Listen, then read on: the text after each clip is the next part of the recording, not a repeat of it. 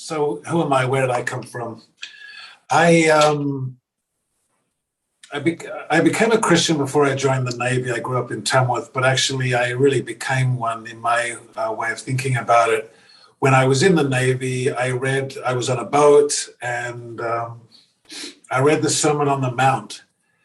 And as I read it, it's the way I understood it at the time, and I still do, was that I understood God basically saying, Jesus in particular saying that that God is on the side of the poor, the marginalized, and the least. Yeah?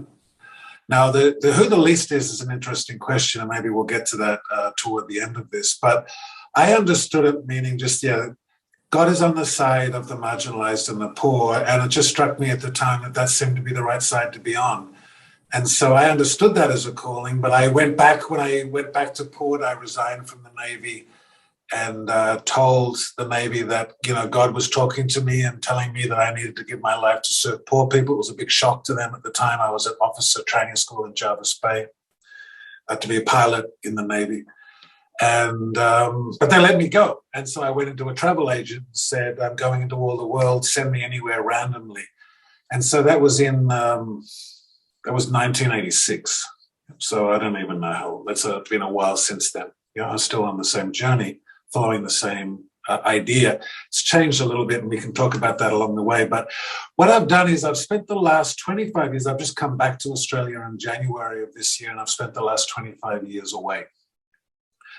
I have, during that 25 years, the first way I interpreted that calling was I worked with street kids, people out of prison, etc. in Australia, and then sort of morphed and ended up overseas.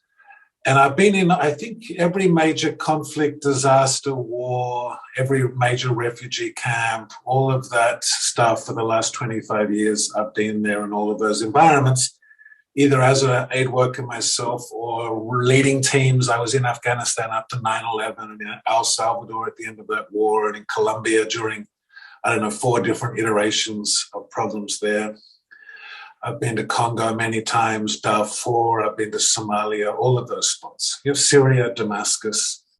I got to sit in Straight Street in Damascus, actually, during the war, the Syrian war. Now, I say all of that because at the end of this, I'm going to ask you 3 questions. And the danger is that I sound very glib when I ask these questions of you. But I hope what you'll hear from that is that I'm the last person that's glib and naive about what the world is like. Yeah. So almost every bad thing you can imagine and every bad thing that people do to each other, I'm quite familiar with all of those things. But actually what I've learned is something completely different to all of that, which we're going to reflect on. But Noddy does like me to tell the story of when I met Mother Teresa. So it's a good one, right? You get to meet the OG, right? And in the kind of work that I do, she's the OG. I also like Francis of Assisi, who's probably like I think of him as the GOAT, but Mother Teresa's the OG in all of this. So I wanted to, this was 1992, and I wanted to, I've been on 3 pilgrimages in my life, even though I'm not Catholic, I'm from Baptist. I studied Baptist theology at Moreland College. I visited where Francis of Assisi did his ministry, where Oscar Romero, the Bishop of El Salvador. But also I went to visit Mother Teresa. Now I wasn't meaning to actually meet her, right? I went to Calcutta and I just wanted to stand near where she was. So I hopped in a taxi cab and said to the guy in the taxi cab, do you know where Mother Teresa lives? He said, yes, I know where Mother Teresa lives. So I said, well, take me to Mother Teresa. So he drove me to this alley. And I was expecting it to be grand, right? It's Mother Teresa, yeah. But it was just this alley, yep. And I said, no, you're not understanding me, So I spoke slowly, Mother Teresa. He's like, I know, I speak English. Mother Teresa, she lives here. And so I hopped out of the taxi cab and he's pointing down this alley. So I walked down the alley. And sure enough, about halfway down the alley, there's a doorway with 2 steps going up, very simple single door. And it had a little sign about this big, and in white writing, it just says Mother Teresa. Yeah. And I had a chain that was coming through a hole in the wall. And I thought, this can't be where Mother Teresa lives. right? Like it's just a door into a wall of nothing. Yeah. So I thought I was going to pull the chain and see what happens. So I pulled the chain, a little bell rang, and about a minute later, a sister opened the door, and she was dressed as a missionary of charity, right? That's the white garment with the blue stripes on the bottom. And she said, how can I help you? And I said, I just have one question. Is this where Mother Teresa lives?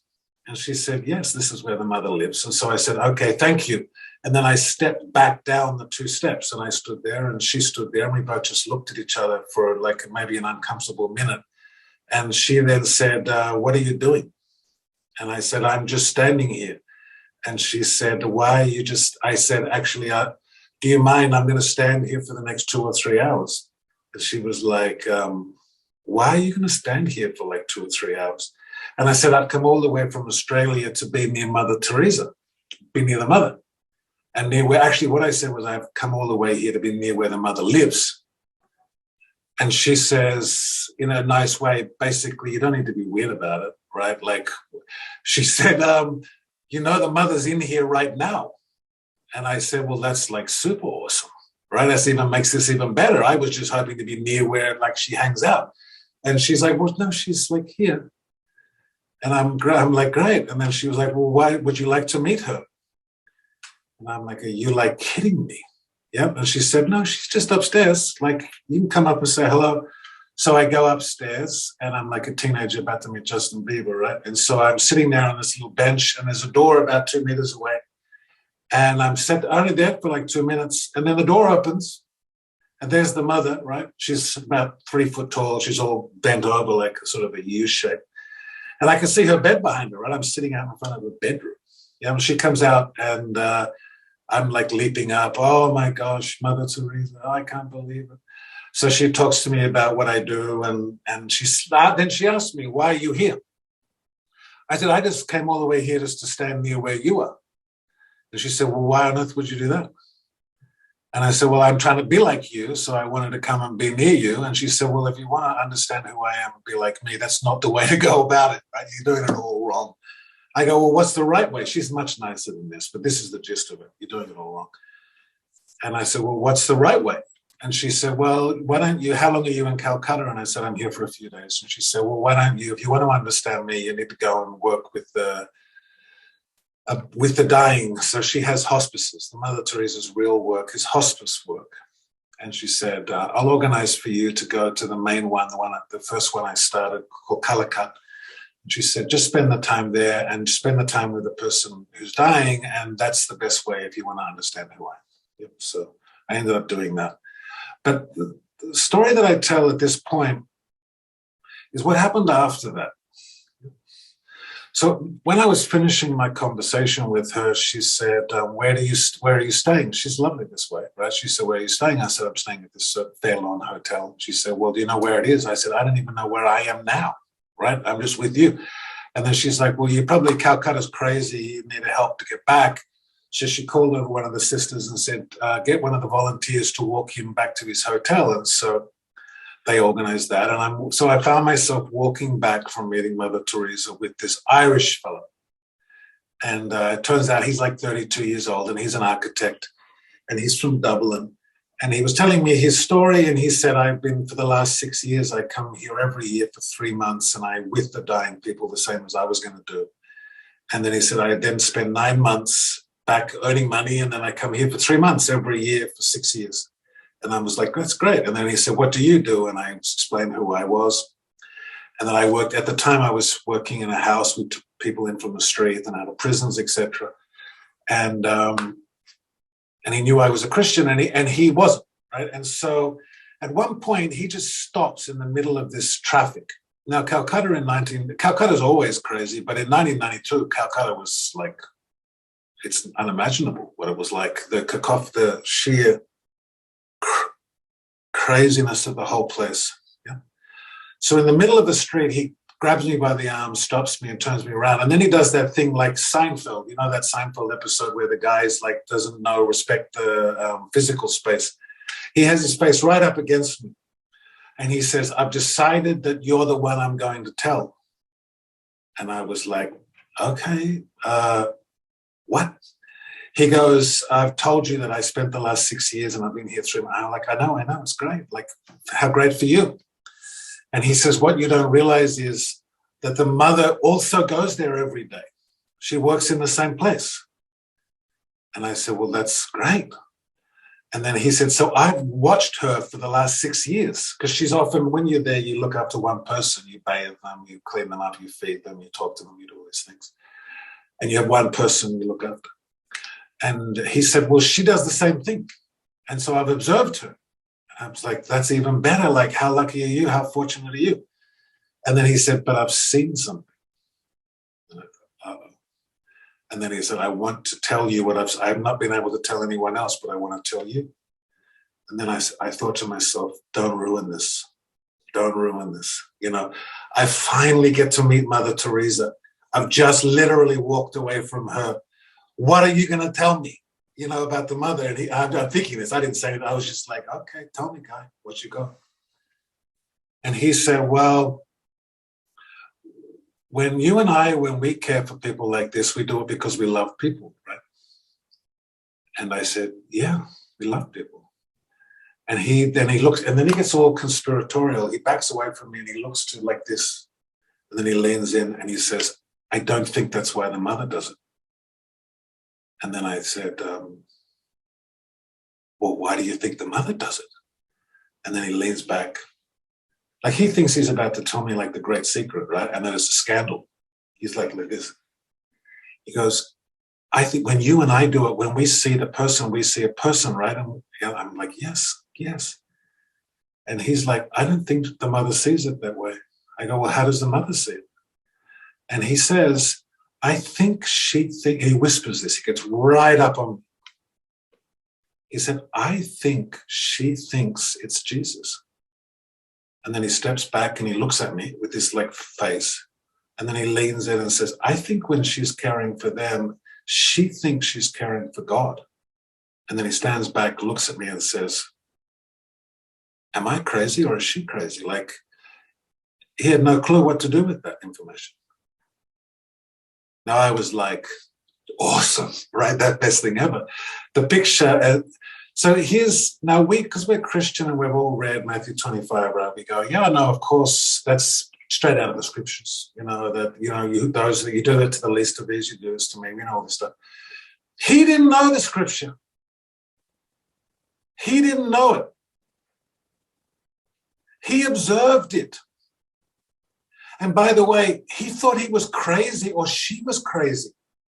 Meaning he was like, this will make, if he could have said it, he would have said, this will make no sense to you because it sounds crazy. But I've been watching her.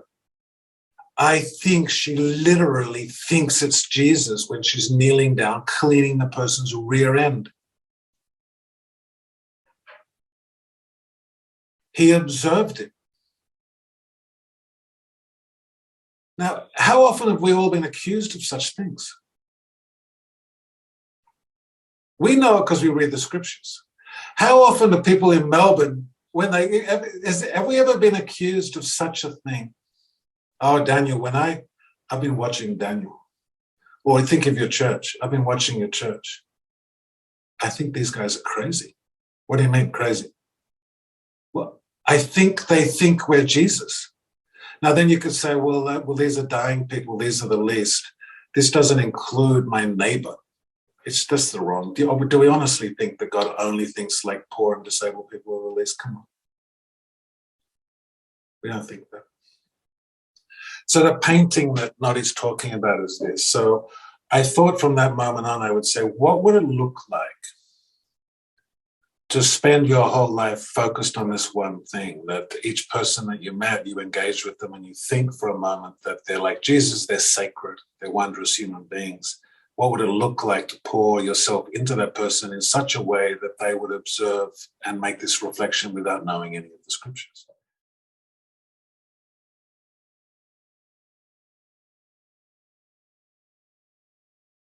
because I like these three people and I like Francis a lot and I like Mother Teresa a lot, I read all that I can. Because again, if you're like, you want to be like somebody, you want to find out all that you can about them, like how they do it. If I was a great basketball player, I'd want to learn from Michael Jordan. Just to me, Mother Teresa's like Michael Jordan if I'm a basketball player, or Lewis Hamilton if I was a race car driver. I want to learn all I can from these people. This is a story of Malcolm Muggeridge, and he was like, I don't know, what's that boy's name on the radio that's like a real, like, Alan Jones. Yeah. Right? Like Alan Jones, right? Truly dreadful human being. And he's like a shock jock, right-wing shock jock. Yeah. And he goes to expose Mother Teresa. He goes to Calcutta for a few days, and his goal is to expose her as a, hypocrite and a fake and everything else. And he wrote a book about the experience because it changed him. And he tells this story that whenever he was with the mother, and he went out with her to these hospices, but he also went out with her when she walked the streets in the slums near where the hospice is. And what he noticed, at that time, there was a lot of beggars, and they're asking you for things the whole time. Powdered milk, money, food, a whole bunch of different stuff. But he noticed that when he went with Mother Teresa, then that never happened. And in fact, what he noticed would happen is that as the mother would walk through the slum, the ones that were close to the mother and that could touch her would just grab her white sari, and they would just tug it gently like this until she turned and looked at them, and then they would let go. And she saw this over and over again. People would just tug, and the moment she looked at them, they would let go, not say anything. And then he noticed the ones that couldn't touch her would just call out, "Mother, Mother." And when she made eye contact with them, they would just settle, wouldn't ask for anything. And he thought, this is the weirdest thing, right? Everybody's asking him for money and baby powder and food and all this stuff. But all they wanted from Mother Teresa was for her to look at them. Yeah? And he couldn't understand what was going on until he got on the train to leave, and he's at the train station, and the mother came to see him off, and she was standing on the platform, and he was in the train, and he stood in that in-between bit, right? So he's in between the carriages. And as the train's pulling away, he was leaning out the door, like watching her. As the train slowly pulls off, he's leaning out, watching her. And then the train turned a corner, and he lost sight of her, and immediately he started weeping. And he couldn't understand it. This is like this, you can imagine what type of person he was, like an Alan Jones. And so he sat down and he thought, what am I feeling? And he realized what he was feeling was grief. And then he dug deeper and thought, what am I grieving? And then he was grieving loss. And then he thought, what have I lost? And he realized it's always hard for me to explain the exact feeling, but what he realized, he lost the best version of himself. He suddenly became Malcolm Muggeridge again. He wasn't, but he'd been a different kind of Malcolm Muggeridge for 3 days. And he realized what had happened as he dug further into this was somehow when he was with Mother Teresa, she made him seem like a better human being. And I just mean like the kind of human being that may have been made by God. Yeah? That somehow the fragrance and the power that Mother Teresa had was not to evoke her saintliness, but was to awaken in him the feeling of his own sacredness. And so for the 3 days when he was with her, he was just he was just who he was meant to be. Even though all he was doing as a journalist was following her around. And then suddenly he realized the reason why these people in the slums wanted Mother Teresa to look at them was that somehow she was a mirror of their own wondrousness. Yeah? That if you were in a slum and everyone had forgotten you and you were the least, and you were nothing to the whole world, that somehow when you looked and when Mother Teresa looked at you, suddenly you became a fully human being. That was the gift the mother gave them. That's all they wanted from her. And that's what he grieved, was the loss of his bigness and his holiness and his sacredness, all that stuff. So really remarkable, I think, gift that a person can bestow.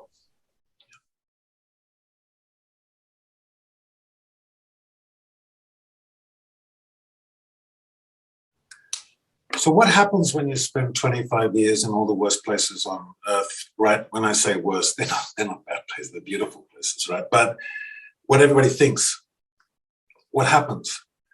So if you think of my calling, right, is out of the Sermon on the Mount, right? So it's like, go to the least. So I've spent the last 25 years actively seeking that. Who's the least? Where's the least? I spent the 12 months before I came to World Vision.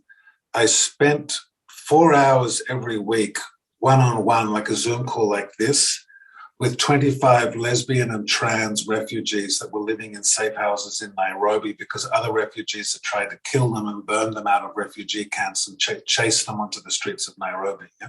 So when I was with them every week, I thought, I think I'm now at ground zero, right? Like, these are the only people where your own family and other refugees want to kill you. Yeah? It's the most vulnerable people you would ever meet. And so I'm pursuing this. And then here's the funny thing, is out of all of that, I feel a calling to come to Melbourne, right? So if you see this through my eyes, right? You saw a World Vision. I'm trying to find the least. I'm like fanatical about this. The least. And here I am with you. Doesn't bode well for us, does it? I'm with you. I'm with my neighbors. I'm with my family. I'm with, the people I grew up with. Yeah. So what would I have to say, if I could ask? And I think these are the three. What I've picked up over that time is there are three questions that I think that we have to answer a certain way, and that right now the world is answering them the wrong way. And by the world, I mean almost everywhere I look, including the church. Here's the first question. Is there enough? Is there enough? I was do you remember the caravan that happened during the Trump era? There was the caravan of a few thousand migrants that came up from Honduras and they marched up toward America and they all got stuck in a soccer stadium, if you remember that story. Yep. And Trump sent an army down to meet them on the border and it was a huge sort of fiasco, 2014. I went down and hung out with that group. Remember, again, I'm like on this journey. So I've also been into El Salvador, into the crime and gang neighborhoods of San Salvador in a place they called Popa. And I'm in that stadium and I'm talking to two young Honduran men and I'm asking them about the journey and what it was like to be in the caravan and all of that kind of stuff. What are their hopes and dreams? And at the end I said, what question do you have for me? And one of the Honduran boys said, I have a question for you. And I said, what's your question? And he said, is it true that the president has sent an army down to meet us on the border, the American president? And I said, well, not strictly, that army was further another part of Mexican border, not in Tijuana. Tijuana borders San Diego. I said, well, not strictly true, but true. Yeah. And he looked at me with this sort of bewildered look on his face and said,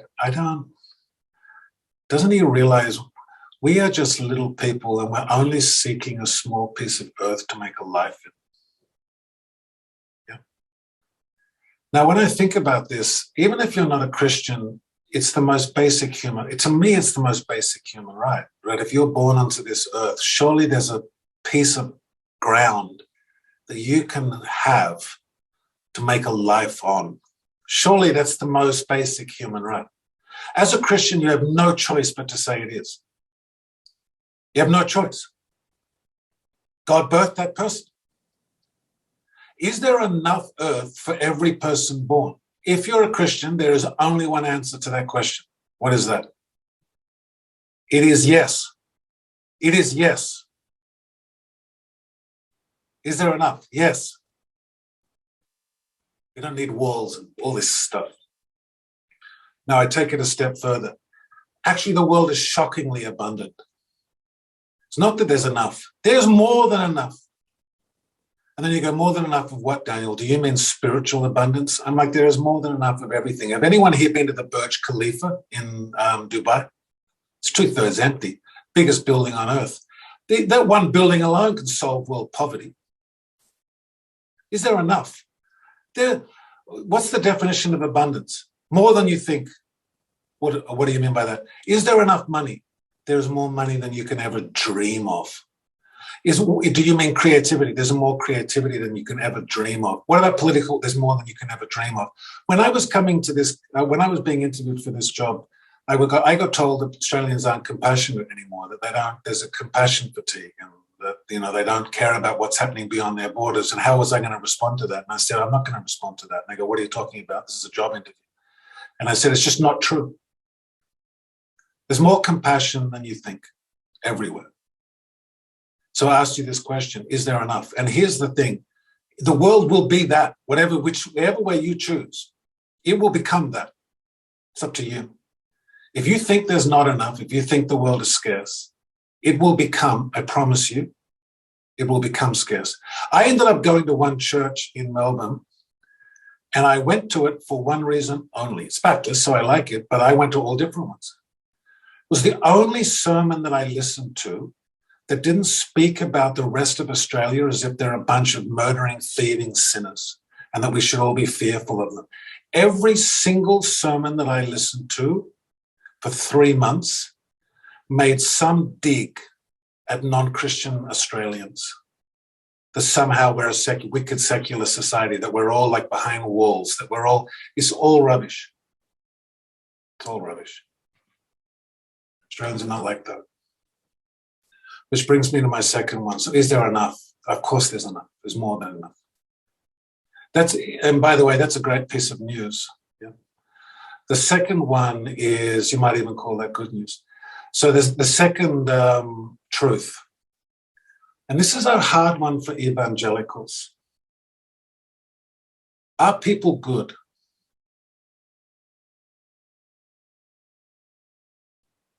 I think most of us, in the evangelical tradition, we would say, no, we're sinners. And I go, okay, I don't want to get into a theological conversation, but I have studied theology too. I would say that's got to do with relationship. It is patently and clearly obvious that people are overwhelmingly good. Look at turn the electricity on every morning.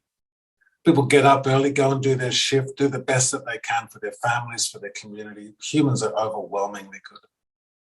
And even in the places that I've been to where you would say, but don't you? So I'd say, you can't beat me on badness. I sat in Sierra Leone with a group of children who had both their hands cut off with machetes. And yet in the same room, teenage kids with no hands were teaching 4 and 5 and 6-year-olds how to go to the toilet and cook food and put their clothes on without hands. Yeah. Shocking what people are like. They're so beautiful and so good. And what I've learned over that time is this: what you believe, they become. And America's a great example of this, and the evangelical church in America is a great example of this. If you think people are wicked, small, mean, and nasty, guess what? They become it. America's become it. If you think they're big, noble, idealistic, and they want to do good, in my observation, they go out of their way to do it. And I've got 20-something years of seeing it happen, even in what you call the worst places on earth. Are people good? They're overwhelmingly good. What makes the difference is what we choose to believe in them. And the third question I would ask is, can we actually do anything to make the world better? I think there's a strong feeling that we have, and even within the churches, we're like, we've got to give up, we've got to wait for the rapture, we've got to wait for the end time. This is a strong sense in America. I've spent the last 10 years there. That it's all lost, that, we need a strong man, or with the Russians or Facebook it is absolutely not true. People like us coming together can make the world better. I've seen it happen countless times. Everyday people united and coming together and I can just tell story after story after story of this. So my 3 questions, and what I'm saying is, how you answer these 3 questions will determine how the world shows up for you. If you think the world is abundant, it becomes it. If you think it's scarce, it becomes it. If you think there's enough, there is enough. If you think people are good, they become it. If you think they're wicked, they become it. And if you think there's nothing you can do, then there is nothing you can do. But if you think there are thousands of things that you can do, guess what? There are thousands of things you can do.